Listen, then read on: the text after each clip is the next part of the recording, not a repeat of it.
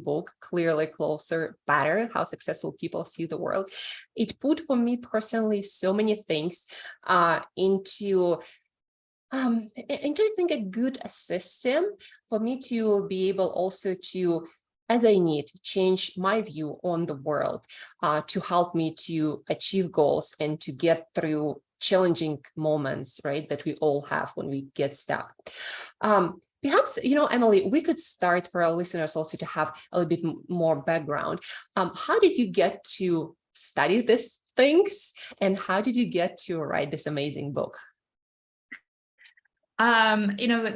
How it started, it came from a lot of different projects, a lot of different, things that I was thinking about. But one that I feel like was sort of the inspiration for a lot of the work that we've done on exercise in particular, though the book is not exclusively about exercise, was that I had the chance to talk with a bunch of the world's fastest runners, Olympic athletes that had won gold medals, the fastest man out of Trinidad, people who trained alongside the fastest, Lightning Usain Bolt, the fastest man in the world.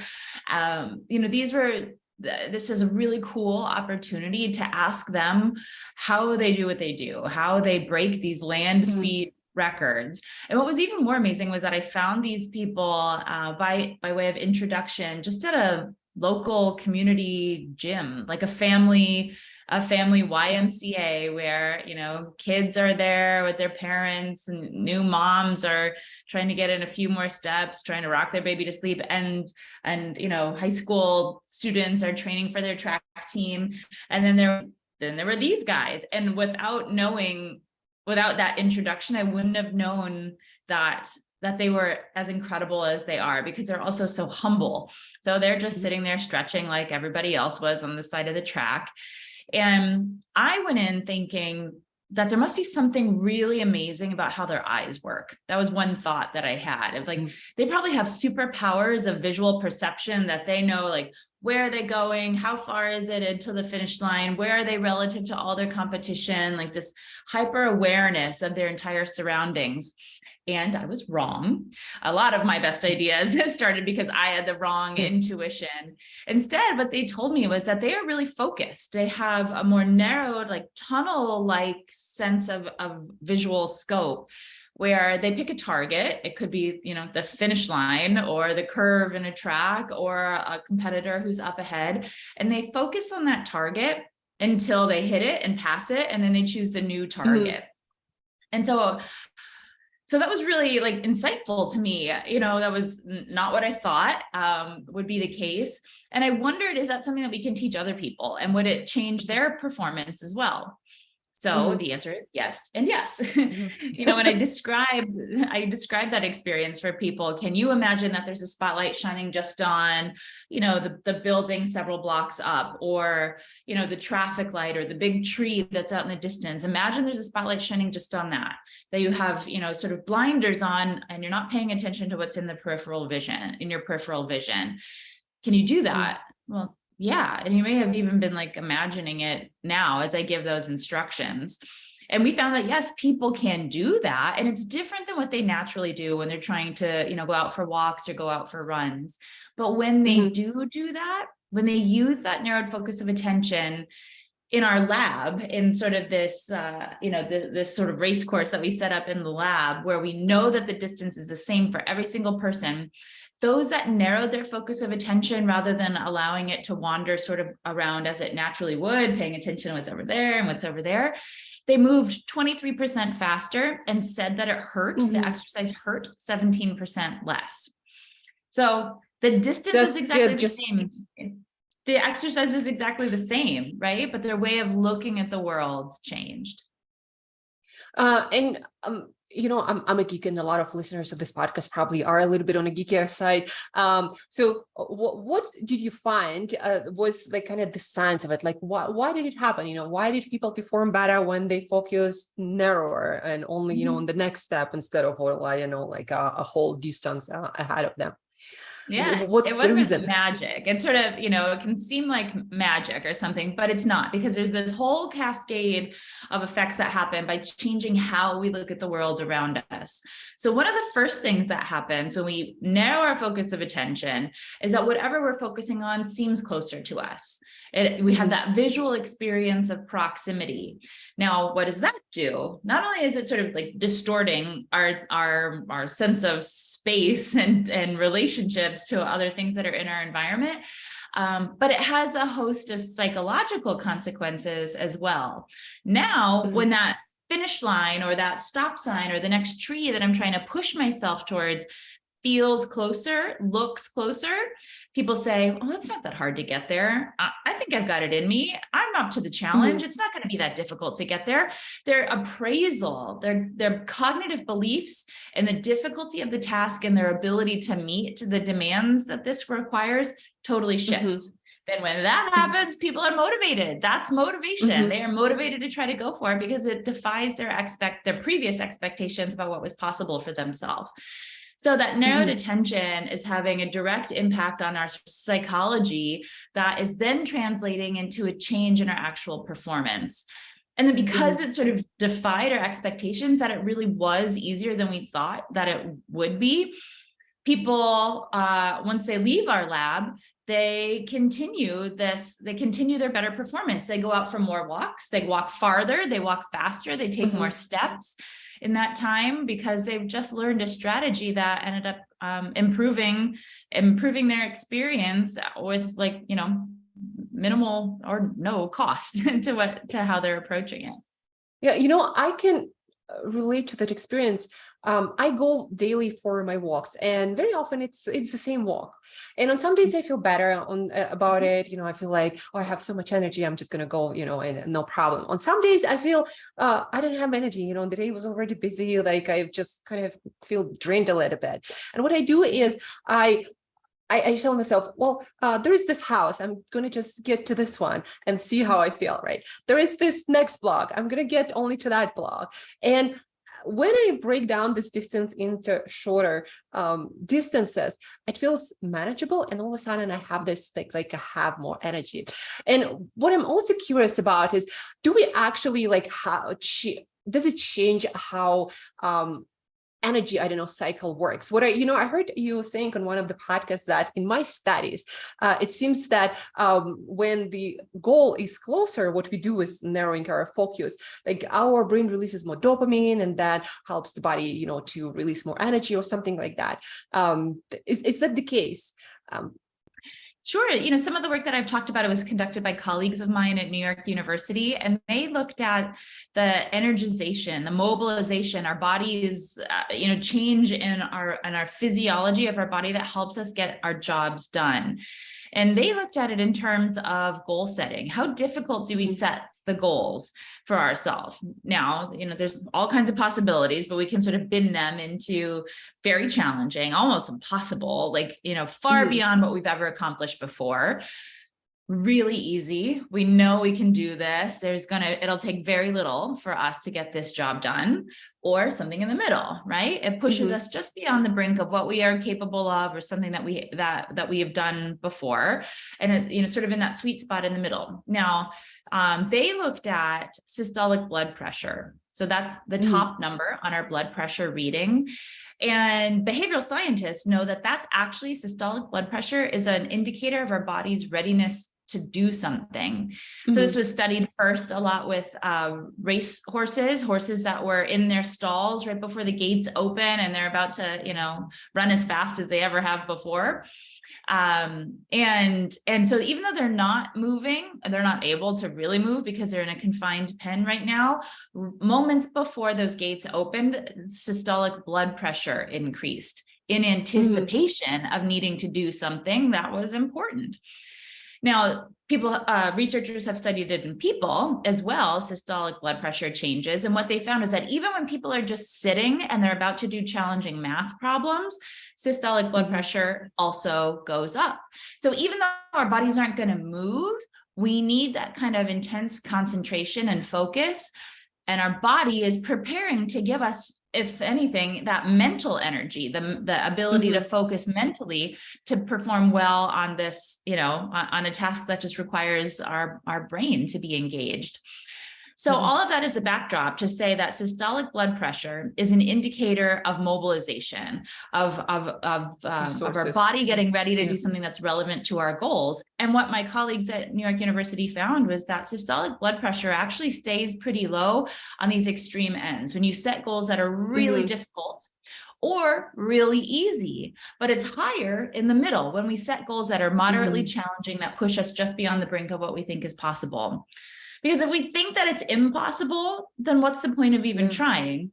And if we know that we can get it done and there's no challenge, then we don't need to put a lot into it. And so our body doesn't gear up to put us in the best state possible to work on our projects or work on our goals, when our mind is saying it's not worth the investment, or you don't even need to invest, because of course this is going to happen for you. So we can think conscientiously about how difficult we set our goals, if we want to try to produce a change in our body that would help us get there.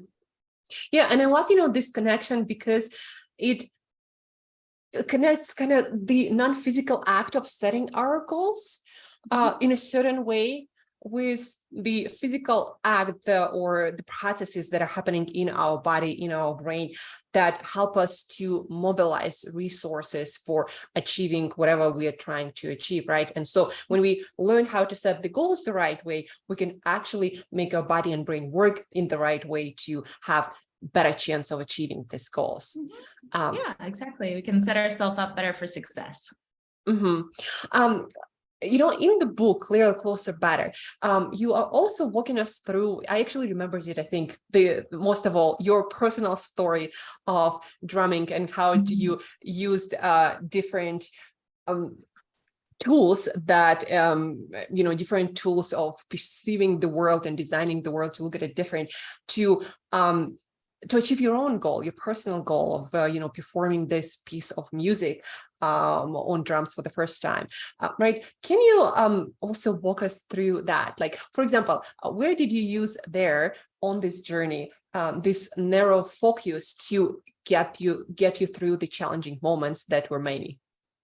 Sure. So yeah, I'm a researcher. I direct a research lab. But when I was going to school, when I was in college, I wanted to be a rock star. I played saxophone and flute and piano, but not drums. I'm really not coordinated in that sense. I can't pat my head and rub my belly at the same time. And when I was, in fifth grade, I was on a basketball team and I tripped over my own feet and ran into my teammate who had the ball, pushed her out of bounds, and she lost possession, and I wasn't invited back to play basketball again. So choosing something like learning how to play drums, where you have to coordinate all four of your limbs doing different things at the same time, was going to be, in my mind, almost to that point of setting a goal that I really wondered if it was impossible for me. But it was something that I wanted to do because playing drums is cool. And at the time that at the time I was working on this project, I had just given birth to my first child. And I feel like I just lost myself, in that experience. I wasn't cool anymore. I used to be the one with all these crazy adventure stories and situations I found myself in that I had to get out of, and that everybody loved hearing my stories about my adventures in New York City. And then I had my baby, and it was all I could talk about was diapers and bottles and poop. And I didn't really talk. Whatever. I didn't want to talk about it, but I had nothing else to say. And I was like, what happened to me? This isn't working. This isn't who I am. I want to try to get cool again, if that's possible. And so I decided I want to learn to play drums. And it was a bad choice because we lived in a 1-bedroom apartment in Manhattan with neighbors really close by. And I had a new baby, and I'm still directing this international research lab. So there's a lot on my plate, but it was a personal goal that was important to me. So all the strategies that I talk about that might be useful at different stages of setting or pursuing a goal or trying to maintain our motivation, I tried on myself as I went from not being able to do anything on the drums to performing this song for an audience. And in fact, since then, I played with a band. I played the song of the band for a really big show of like, several thousand people, just the one song. So All I awesome. wanted to do is learn the one song. Yeah, but there's so many for a goal that's that long, that will require that much continued How long did it stamina. take you?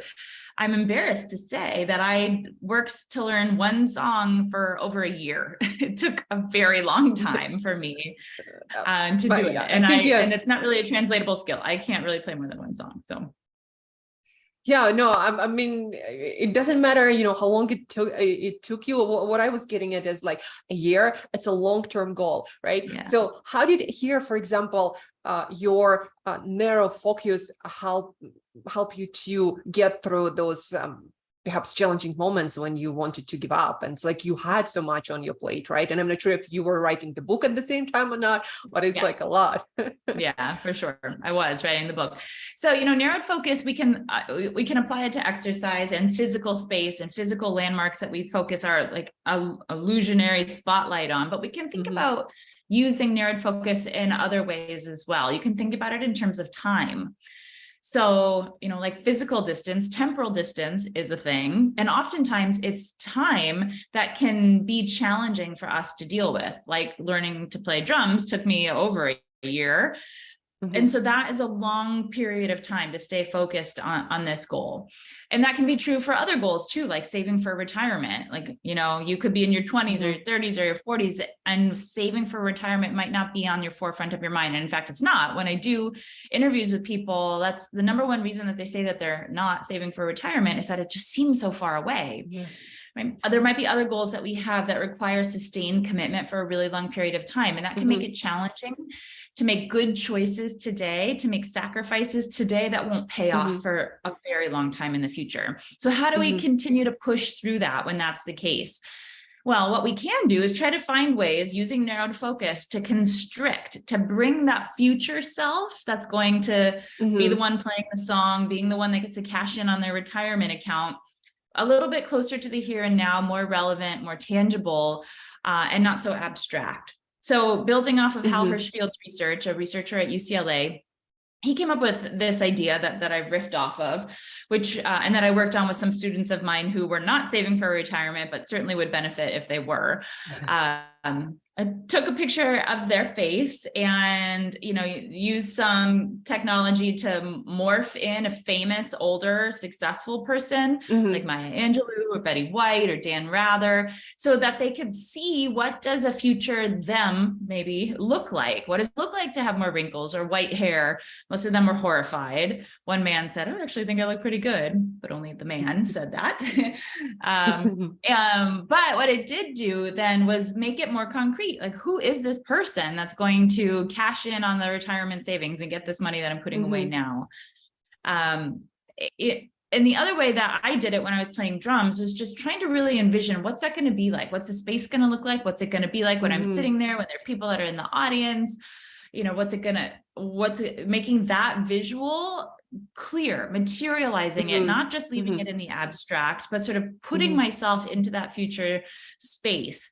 And when I did that and thought about how terrible I am right now, sitting there on the stage with this drum kit and with, this audience, like, okay, I got to keep focusing up here. Like, that's not that far away. I really need to figure out a different strategy, right? That's what that narrowed focus did for me, was contract that time.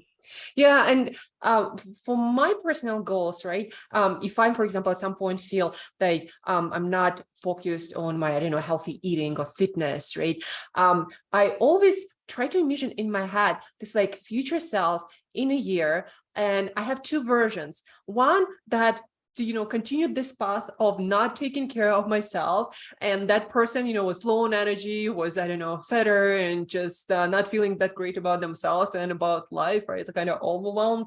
And then the second version that actually started to take better care of herself, and fitness and healthy habits and sleep, and that version is smiling and achieved certain goals and really proud of herself. And just being good with that visualization always helps me get back to today and what I gotta do today to actually make this version reality. Yeah. Yeah, that might resonate with a lot of people. The idea of like, what sort of comparison do you use? Do you use a downward comparison, some version of yourself or somebody else that has it worse off than what you do now or where you're going, or somebody who has it better? What is it that you're working towards, or what is it that you're working to avoid? Now that can pop up as sort of individual differences, like a personality characteristic. Are we more avoidant, or are we more approach oriented? Are we trying to motivate ourselves by saying like, well, don't go there, like, don't get that bad, or like, come on, you can do it, this is what you're working towards, like approaching the desired end state. Now, there's, a lot of things I could say about that. The downward social comparison, when we choose somebody else who maybe isn't doing as well as us, that can be effective, but not necessarily in the long run, because like what you're left thinking is like, well, okay, at least that's not me. But then, well, what do you do about it? Then at least it's not you, but how can you grow and how can you do better? How can you ensure that it's not you? It's not such a clear path. Like, how do I not become that?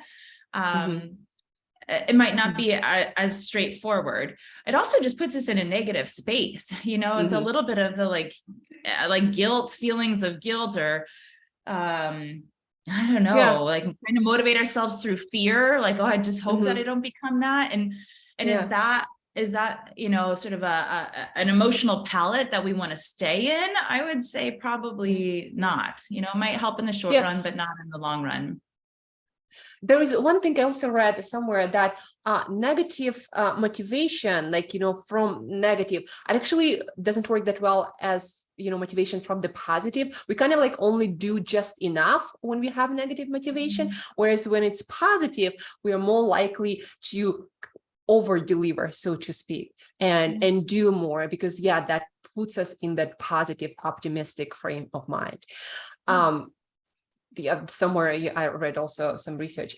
What I'd like to switch now to the second tool. I remember, these 4 tools that you described through different stories, and that is kind of on the opposite spectrum and can help in different situations. And I don't think I'm that clear on where exactly you use it. So I'm talking about wide brackets. Right? Looking, what, in my words, at the bigger picture.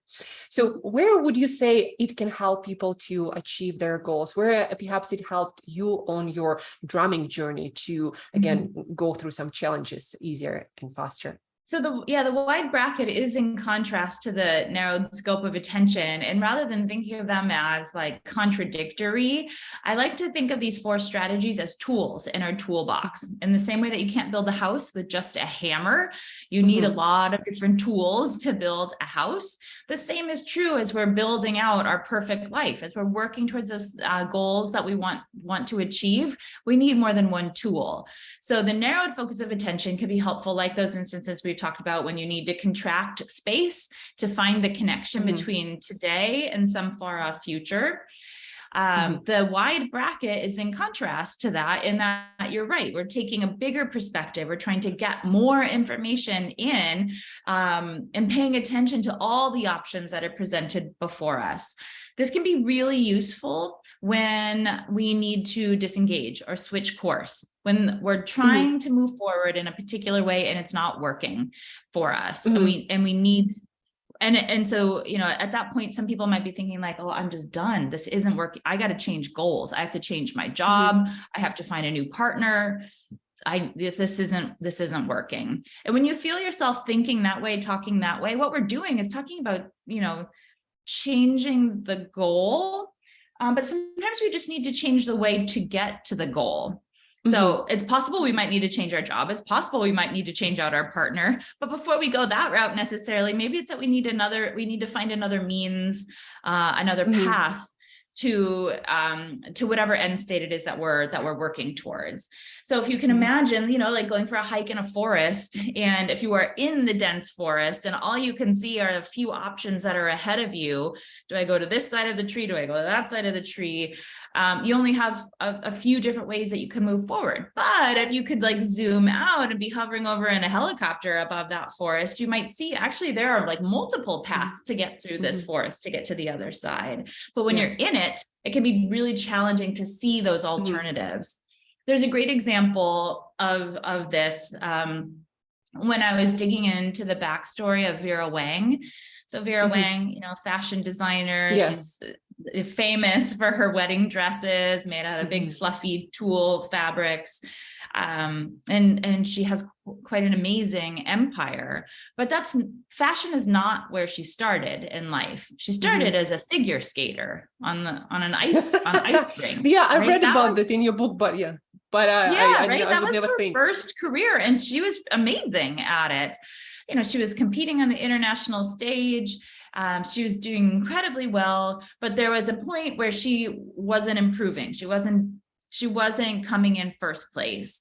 And so she had plateaued at that point and kept coming essentially in second place, and needed to make a decision about, do I continue to try to do this thing, to come up against this door, like just keep hitting the same level. I'm getting to the top, but you know, to this plateau, but I can't exceed it. What am I going to do? So she, some people say that she quit her passion. And she did step away from figure skating, and she took a year to think it through at the Sorbonne in Paris about what she wanted to do with her life. And that's when she transitioned into fashion and design. And that might seem like a really big change. Like she quit athletics and she went into fashion and did this, you know, major shift, and leaving one career to start up a totally brand new one.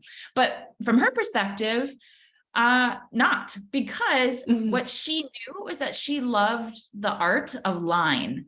You can cut lines into the ice, you can cut lines into fabric, and you can play with the beauty of line in multiple forms. Like there's so many different domains and disciplines that you can engage with that kind of art form. So for her, it wasn't quitting, but it was finding a new means to staying focused on her actual passion. And that's when it can be helpful then to zoom out and see, you know, if this is what I want to do, and this is what brings me joy and what my brain loves to focus on, what's another way through this forest of life to stay true to that passion, but come out the other side, engaging in something other than figure skating. And, you know, it reminds me like a little bit of a personal story. So I've been working as a coach for 10 plus years, and it wasn't really moving, you know, anywhere significantly. And people started to tell me like, maybe it's time to, you know, consider other careers. And I'm like, but I love what I do. And I, you know, look at my life and I'm like, but I didn't have to quit. Maybe there are other ways to express the same, you know, passion for coaching or helping people. And I don't have to like switch my careers to a completely different field and go, you know, I have a degree also in a computer science and go there, even though, I have like no passion for that. Right? And so like, let me like open up my world a little bit and see where I can apply the skill that I'm passionate about. Yeah. Instead of thinking like, this is the only way, and if I'm not succeeding, I gotta just quit. Right, exactly. Yeah. So just wanted to give, you know, folks also a little bit more perspective and I think practical application of these tools. And then you have two other, I believe, very important strategies to help people to achieve their goals, and they also have to do with designing our world. So we do look at it and see it differently to help us to succeed at whatever we're trying to do, right? So the first one, I don't think they're in order, like materializing, right? Can you tell our listeners a little bit more what it is as a tool and how it can help different domains to help you keep going after your goals, keep achieving instead of quitting? Materializing is the idea that we need to make concrete the things that we might otherwise just try to keep in our brain and remember. So, you know, we prioritize the things that we see. If we can think about that in terms of our calendar, we rarely just put something in our calendar and then you know, not go to that appointment or not reschedule the appointment. You know, like we prioritize those things that are in our calendar because we see them in there, scaffolding our day and how we're going to spend our time. And those things that go in our calendar are important, but they're not necessarily more important than the things that we just try to keep in our brain. Like, I got to remember, I need to remember, I got to reschedule that dentist appointment, but I never put in my calendar this is the time that you will reschedule the dentist appointment, right? I just keep trying to remember. And by the end of the day, I haven't, it's been a week and I still haven't rescheduled that dentist appointment, right? Because I just keep trying to remember it. But I don't just forget those things that I put into my calendar, because what we see has a special place in our mental space.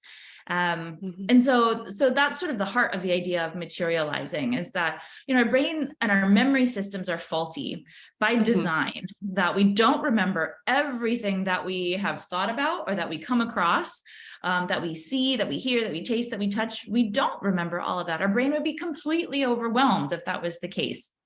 And also, we probably wouldn't be as happy and like psychologically healthy if we remembered everything. Like every time that we said something a little bit silly, or we hurt somebody's feelings, or that we didn't perform at our best. If we actually remembered all of that, we wouldn't be as effective of human beings. So our brain is designed to level and sharpen, to get rid of some of those details about what's come through it.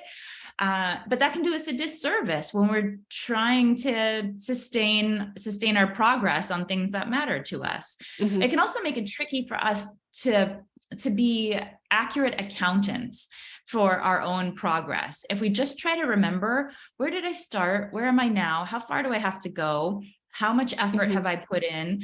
Our brain isn't going to do a good job of being able to notate that for us. Instead, we need to write it down. We need to have it somewhere concrete that so that we can accurately make those kinds of assessments. Now, when I was trying to learn to play drums, I had that experience myself, was that I could hear myself playing and just thought, I'm terrible. This is awful. I am not learning anything.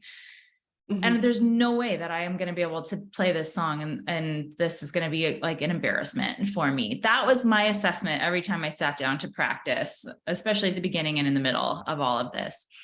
And so, of course, I didn't want to practice then, because every time it was like a failure experience, or that's the way I was thinking about it as I reflected on my past. So to decide, like, okay, is this actually worth it? Am I making any improvements? I decided to track data, to collect data on myself. I love data. I'm a scientist, right? So I collect data on myself. So I downloaded an app called the Reporter app, and you can set up, there's that one, or there's many others where you can set it up to like have your phone ask you anything that you want it to. I set it up to ask me, have you practiced since last time I asked you, yes or no?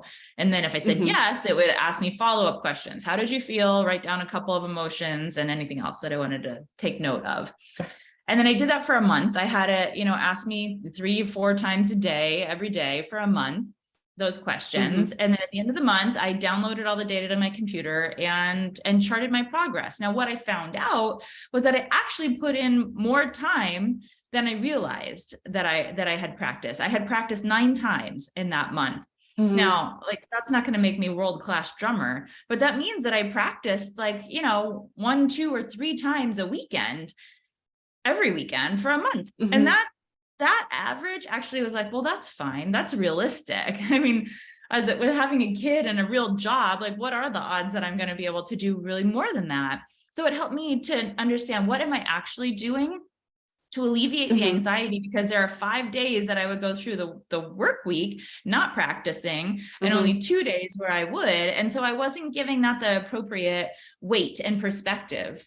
In hindsight, like, that is fine. That is a reasonable amount of effort to be putting in. But then, is it producing any improved product? So I looked at the emotion words that I had written. And at the beginning of the month, they were awful. It was, I sound terrible. I hate this. I cried. And I did. I cried a lot listening to myself. And then by the end, I had gotten a compliment from my husband, who is actually a legitimate rock drummer. So, and it wasn't just that he has to give me compliments, because that's not the way that he operates. And he's not believable when he lies. So by the end of it, I had earned a real compliment. Plus, I knew that I was feeling better about myself, because my emotion words weren't as negative. So, while in the moment, any one given day, it just felt like I'm getting nowhere and this is ridiculous. When I actually took note, I was able to override my faulty memory biases and get a more accurate sense of whether I was on an uphill slope or a downhill slope. And I imagine, and also remembering, instances from my personal life that having now this data that your brain cannot deny, and knowing that you're making progress, it makes you want to continue. Because what I think, I always talk to my brain, I'm like, well, probably my brain now knows that I'm not wasting time, and that that's gonna, that's gonna be something, some reward or some better future, because I'm putting in the work.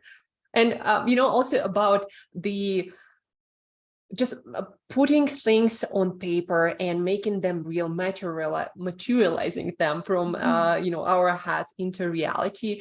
It reminded me of this fact, like a lot of people talk about procrastination a lot, like, why don't I do these things, why don't I work out, why don't I learn a second language, even though I want to, right? And very often I like to, remind people that, well, maybe because when you have work, you have calls, appointments, it's because you do have them on your calendar, and dates with yourself, so to speak, or your other goals, you don't have it anywhere except for your head.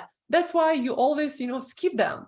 And I found also for myself and people I advised that once they started to put that on their calendar and start writing things down, that it actually, started to work out. Yeah. So I believe, that materializing, that's such a huge piece, and it can be done also so many ways. If you do your fitness routine, you can just put it, a check mark on a calendar, I don't know, put some sort of note about how you felt.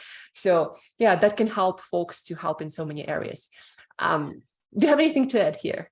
Yeah, I mean, that's if you have you have an Apple Watch or something, that's why it's motivating to see the rings as they close throughout the day, to see the badges that you earn, to look for streaks. That's why, if you feel like an addiction to your watch and tracking your activity levels that way, that's one of the reasons, right? Is because it's overriding your memory, and it's giving you something visual and concrete to focus on, to help you track your progress.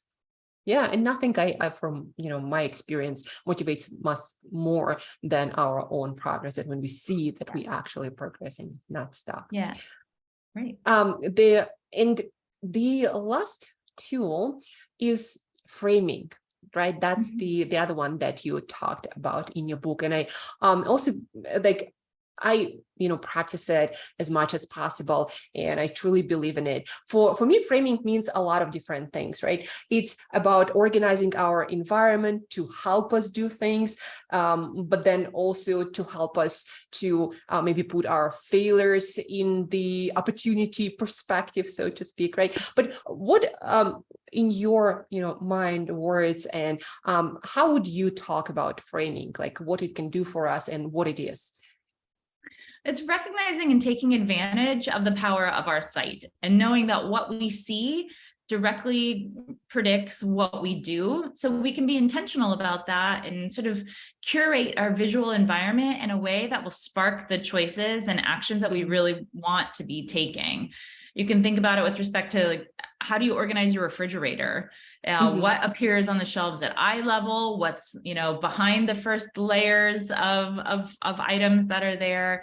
What's easy for your kids to grab? What's easy for you or your partner to grab? What's right at arm's reach or at eye level? I, not joke, this is true, but part of this resonates with my husband, that, if I want him to serve our children vegetables and I'm gone that night, then I need to put them at 6 feet high off of the ground and in the front layer, right? Not in the veggie drawers, not in the fruits and vegetable drawers. They need to be front and center, for not because he doesn't care about vegetables, but because if he doesn't see it, then he doesn't pull it out at all. He doesn't go digging for them. There was, but more formally, there was studies that were done on this very idea. One of them was done at Massachusetts General Hospital in the cafeteria, and how they arrange what's on the shelves and for employees and for cafeteria visitors to consume. And they made some changes. They put the salads, the healthier things higher up. They put the unhealthy things further down. And they used sort of a traffic light system of putting red stickers, yellow stickers, and green stickers on the foods and drinks. Green stickers meaning, this is a healthy option, feel free to go for it. Red meaning this is an unhealthy one, consume with caution or moderation. And the yellow, meaning, in moderation, occasionally this is okay. And what they found was that shifting not only the location of where healthy versus unhealthy options were placed and coordinating with this traffic sticker idea increased the number of healthy foods chosen, waters that were purchased, and decreased the number of junk foods that were purchased.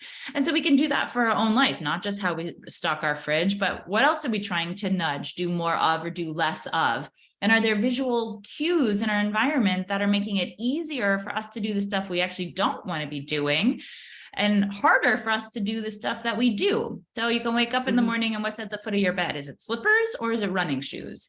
What do you have a nice fluffy robe sitting there on a chair close by, or do you have your yoga mat out? Those are just a couple of examples of how we might be setting ourselves up or making it a little bit easier for us to succeed, or making it a little bit easier for us to quote unquote fail. Yeah.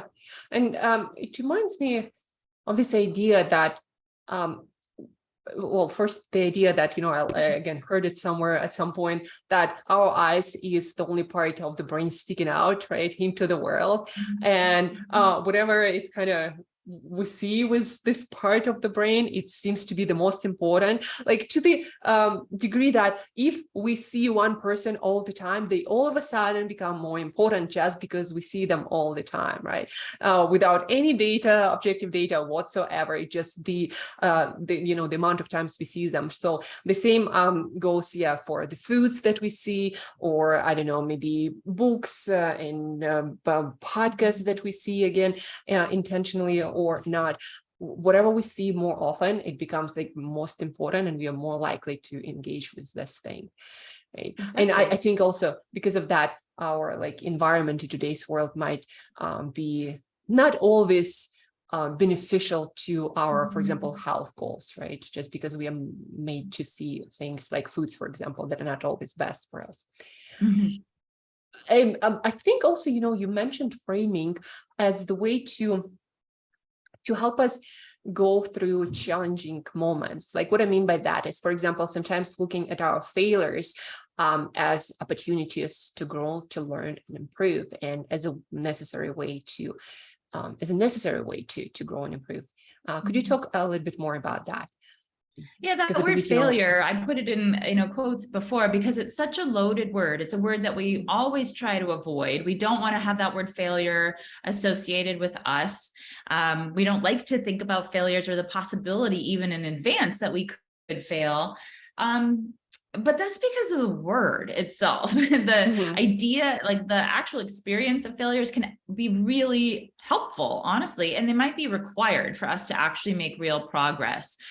So failure, it comes up in a couple different ways. First of all, we can be better prepared to make it through our goals and through the challenges that pursuing goals can have if we, in advance of experiencing them, anticipate what they could be and plan the backups before we encounter them. So yeah, we want to know, where are we going? What are we working towards? What's our 5-year plan or our 1-month plan, whatever time frame works for you? We need to couple that with thinking concretely about how can I make progress today, this week, and this month.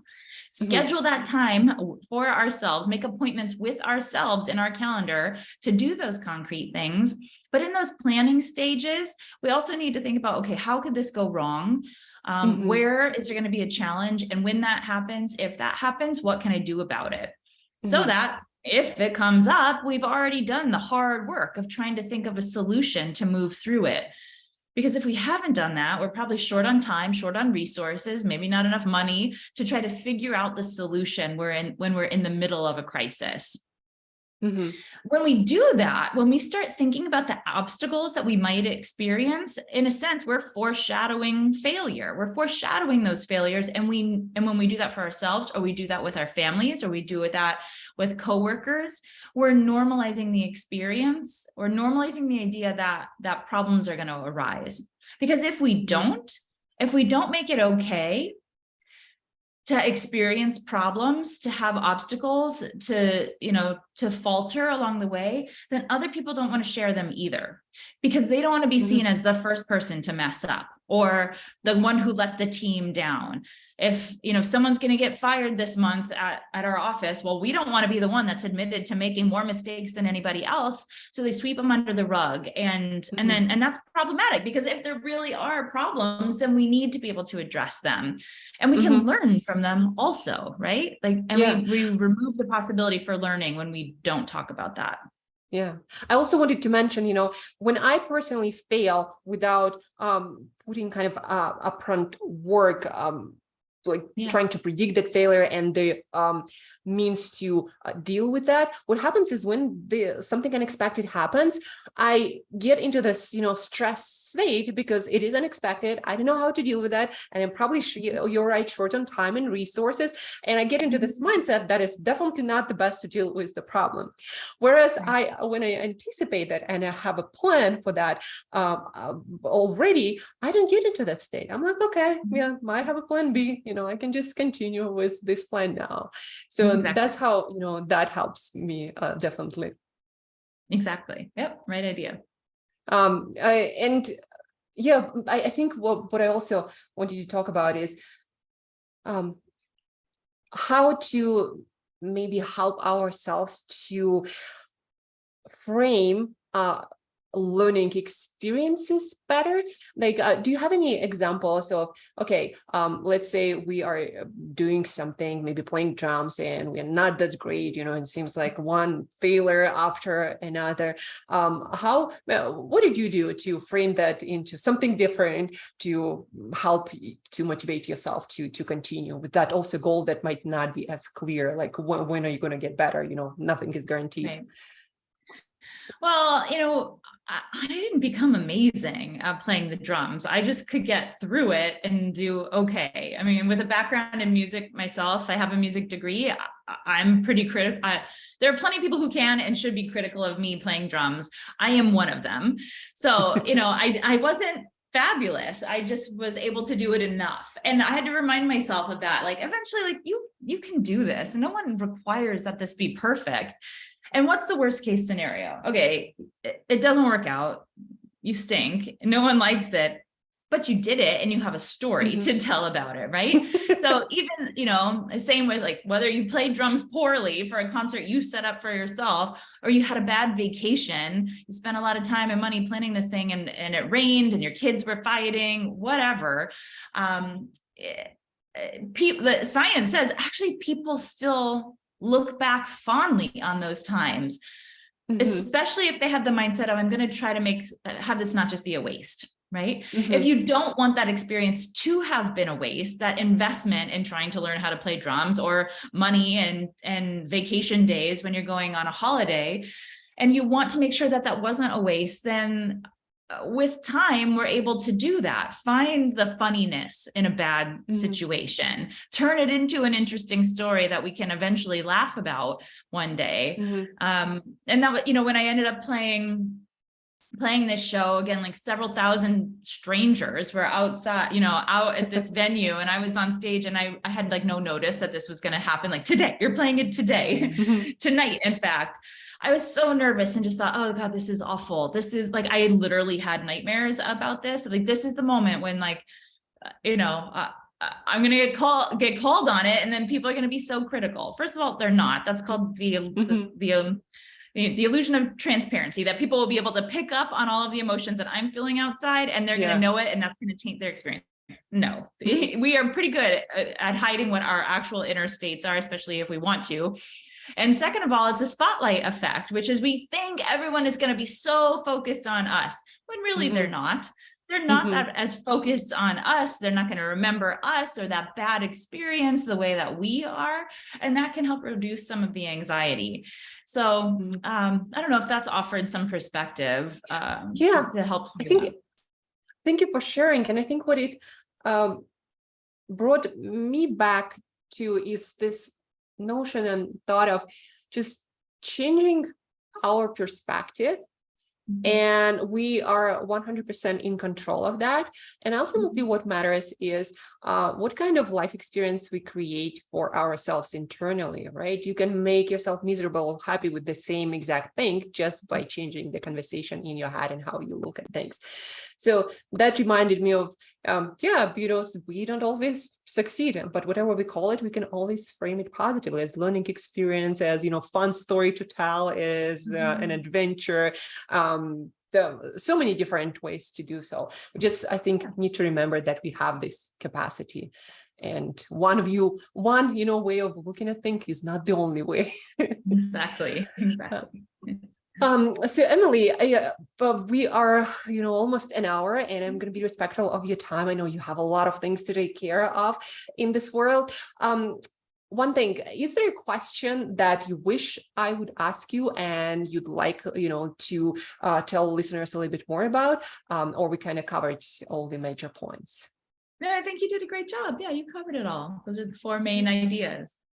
Thank you. I tried, but I thought, I'd ask you if you have anything else important to add to that I missed. And the last question, where people can find your work. Obviously, the book is going to be linked in the show notes, but also what are the websites, social media where people can connect with you, your work, and learn more from you? What are the best places? Yeah, you can find me on LinkedIn, where I try to, post links to content like this that I've participated in, and on Psychology Today. I write for Psychology Today as well, so you can look on their website and find out more about behavioral science there. Okay, yeah, great places to connect with Emily. I'm going to link it all in the show notes. And again, Emily, thank you so much for your time and your participation. I know that people will benefit a lot from it. Thank you. I appreciate the opportunity to share with you.